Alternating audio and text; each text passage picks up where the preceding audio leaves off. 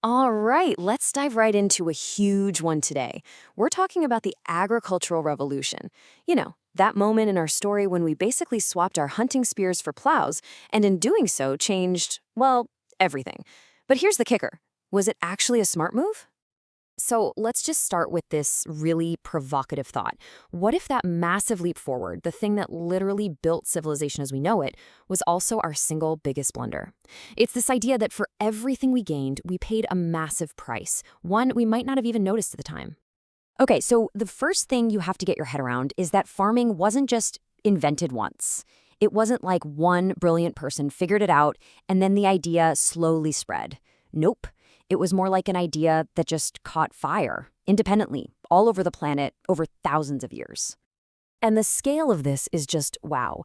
You look at the timeline, right? About 12,000 years ago, folks in the Fertile Crescent started farming wheat and barley.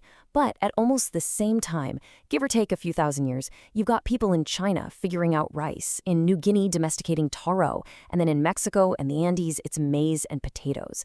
This was a truly global human revolution. So that brings us to the million-dollar question. I mean, the hunter-gatherer thing had been working for hundreds of thousands of years. Why on earth would we give up that life of constant variety and movement for the absolute backbreaking labor of farming? What was so tempting?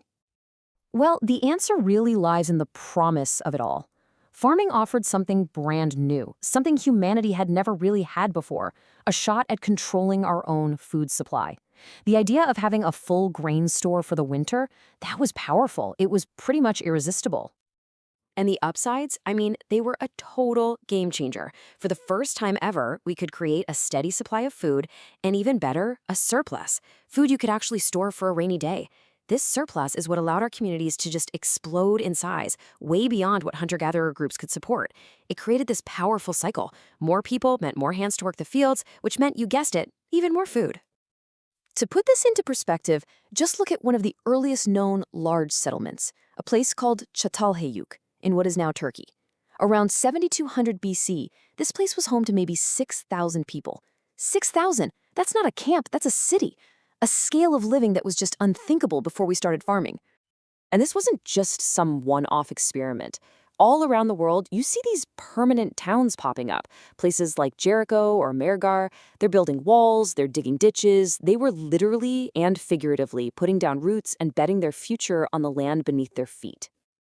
Okay, but here's the twist in the story. This new world of stability and plenty, it had a really dark side. All of a sudden, settling down introduced a whole new menu of dangers and hardships that our wandering ancestors almost never had to worry about. When you put the two lifestyles side by side, the trade-off becomes crystal clear. Hunter-gatherers, they ate a huge variety of stuff. Their biggest risks were, falling out of a tree or running into a hungry predator.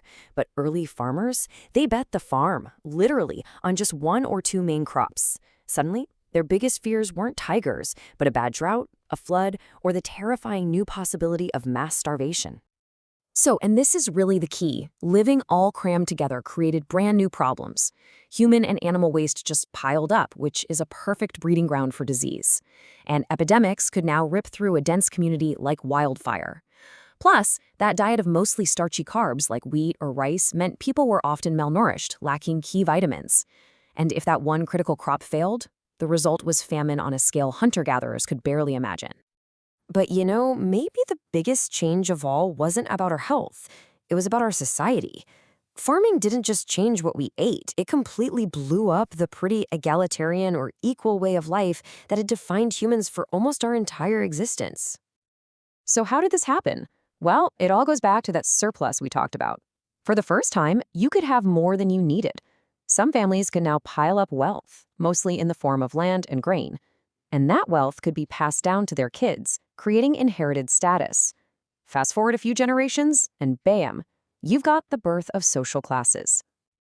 That surplus also meant that, hey, not everyone had to farm anymore. Society started to specialize. You had people becoming potters, weavers, traders, priests, and of course, a few became rulers with a whole lot of power. But for most people, for the vast majority, life became a cycle of hard, repetitive work in the fields, often for the benefit of someone else. And this specialization led to new divisions everywhere. but one of the starkest was between men and women. Men's work, things like plowing or defending the town, often happened out in the public sphere. But women's work became much more focused on the incredibly demanding labor of the home, grinding grain for hours, weaving cloth, and raising the children. So why are we talking about all this ancient history? Because the choices our ancestors made 10,000 years ago literally built the scaffolding for the world you and I live in today. The legacy of that first harvest is everywhere. At the end of the day, humanity made a massive trade-off. We gave up the more equal societies and the diverse diets of our past. And what did we get in return? We got food security, most of the time.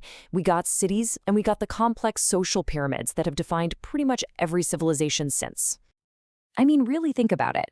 The fact that our world has social classes, the idea of having a specialized job, the whole concept of private property, even how our governments are structured, you can trace all of it back to the moment we decided to stop wandering and start planting seeds. It is our Neolithic inheritance. Which, of course, brings us right back to where we started. When you look at all the evidence, the incredible rise of civilization on one side, but the birth of inequality, disease, and famine on the other, what do you think? Was the agricultural revolution humanity's crowning achievement, or was it our original sin? There is definitely no easy answer to that one.